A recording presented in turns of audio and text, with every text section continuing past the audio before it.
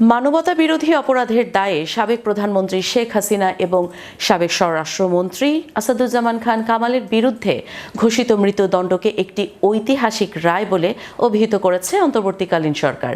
সেই সঙ্গে এই রায়ের গভীর তাৎপর্য উপলব্ধি করে অন্তর্বর্তী সরকার সর্বস্তরের জনগণকে শান্ত, সংযত ও দায়িত্বশীল থাকার আহ্বানও জানিয়েছেন।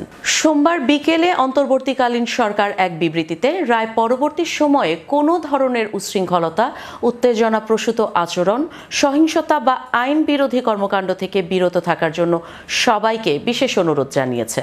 বিবৃতিতে বলা হয়েছে, জনগণের বিশেষ করে জুলাই গণ অভ্যুত্থানের শহীদদের স্বজনদের দীর্ঘদিনের প্রত্যাশিত এই রায়কে ঘিরে জনমনে স্বাভাবিকভাবেই আবেগ সৃষ্টি হতে পারে। তবে সেই আবেগের বশবর্তী হয়ে যেন কেউ জনশৃঙ্খলা বিঘ্নিত করে এমন কোনো পদক্ষেপ না নেয়, সরকার এ বিষয়ে দৃঢ়ভাবে সবাইকে সতর্ক করেছে।